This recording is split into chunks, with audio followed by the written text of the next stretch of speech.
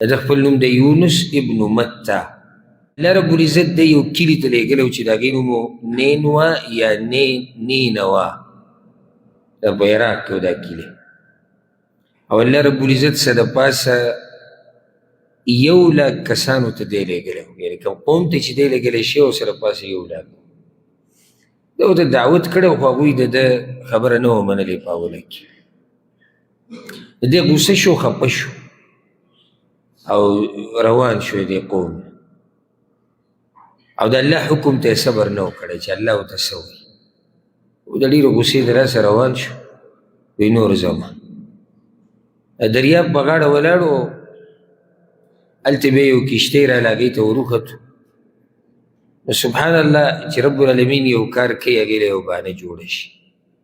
کشتۍ درنه شوه، خلک پکې ډېر شو، سامانونه. نو هغوی بیا په دې باندې مشوره وکړه چې څه وکړو. نو یې سامانونه به کم کړو، سامانونه یې کم کړو، بیا هم څه ګزاره نه کېده. نو بیا په دې مشوره وشو چې یو کس به ترې اوتې د اوبو ته دانګي، ځکه چې یا به یو کس ته نقصان رسي یا به ټولې کشتۍ ورته نقصان رسي. نو دغه وړوکی نقصان دی چې یو ته ورسي. نو ظلم به نه کوو، قراندازي به وکړو. د چا نوم چې راوختو یو بس هغه به ورکوزي. ناول پیر چې دوی نومونه ور واچول او راویستو، هغه د یونس علیه السلام نوم راووتو. نو دوی پېژندو، نه دا ښه سړی دی، معروف سړی دی، معلوم سړی دی. نه، بیا قراندازي وکړي. هغوی بیا قراندازي وکړه، بیا د ده نوم راوختو. هغوی نه بیا په درېم پیر بیا وکړه، بیا د ده نوم راوختو. نه بس بیا د اوبو ته ور ودانګېد او هلته یو مهي د ده انتظار کو چې دی ډایرکټ د هغه مهي خولې ته دننه لاړ. کیدای شي پخوا چا دا ویلی وی چې داسې میان لایي. اول خو زمونږ ته چې زمونږ رب وي زمونږ په ایمان دی، اوس خو هر څه ښکاره شو. داسې میان دي که نه، لکه دا کوم جومات کې چې مونږ ناست یو د ابادۍ ته ګوره، دا وړه ده، دا به خېټه کې راځي. دا آبادي ده چې مونږ پکې ناست یو، دا د هغه مهي په خېټه کې راځي. داسې میان په دې دریاب کې دي. یو ورځ به یې څه ویډیوګانې کتلې دې میانو، هغه بعض پکې وایي د ورځې 100 ټنه او 100 لیټره اوبه څښي او میان خوري. ځکه دریاب میان د ټنونو په حساب سره خوري.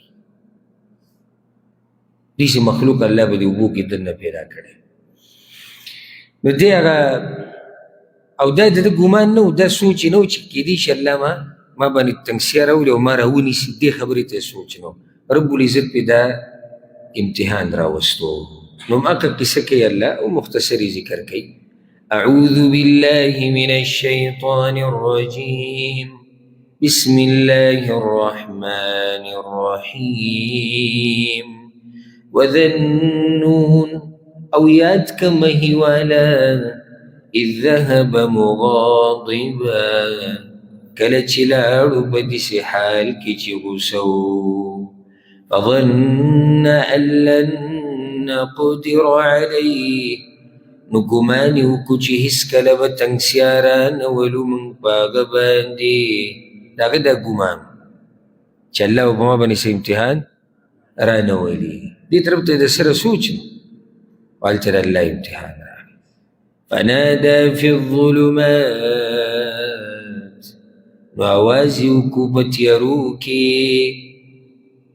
یو تیاره د مهي د خېټې، نو بله تیاره د اوبو، نو بله بیا له پاسه تیاره چې کومه شپه ده او دا تیارې ټولې را جمع شي، نو ټولې تیارې په دې تیارو کې د الله ته چغه ووایه الله اله الا انت سبحانک، چې نشتی حقدار د بندګۍ سوا ستانه، پاکي د تا لره.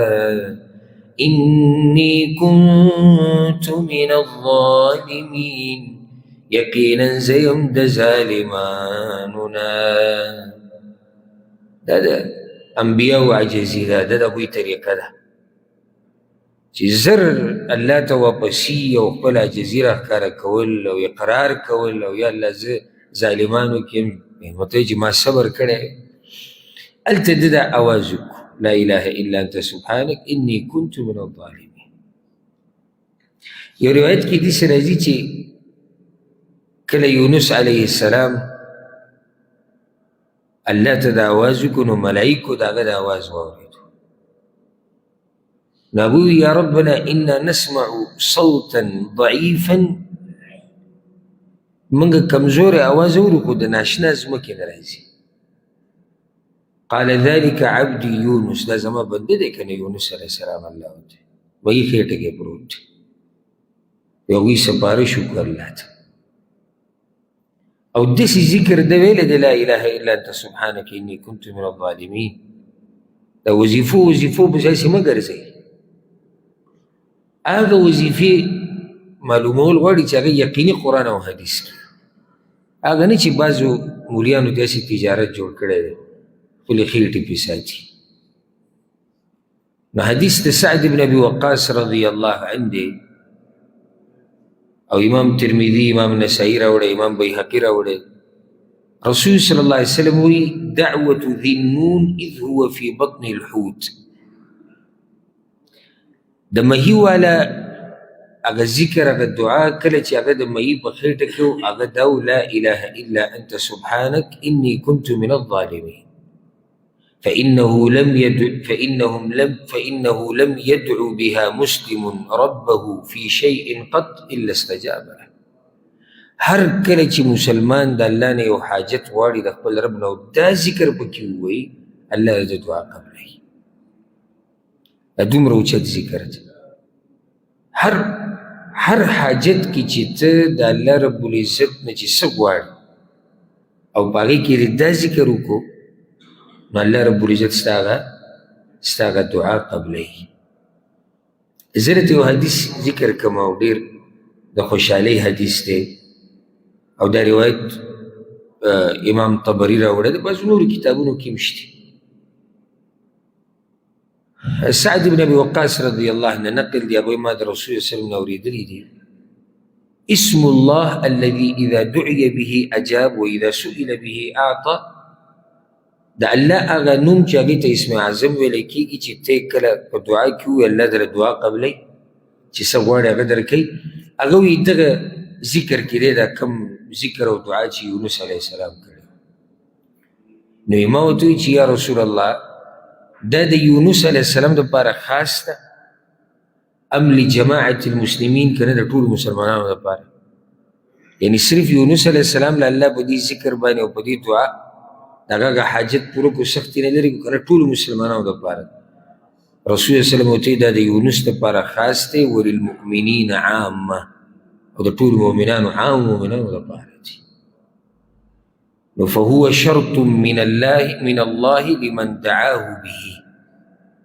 څوک چې د الله نه دعا غواړي او دا پکې ووایي الله رب العزت دغه دعا قبلوي.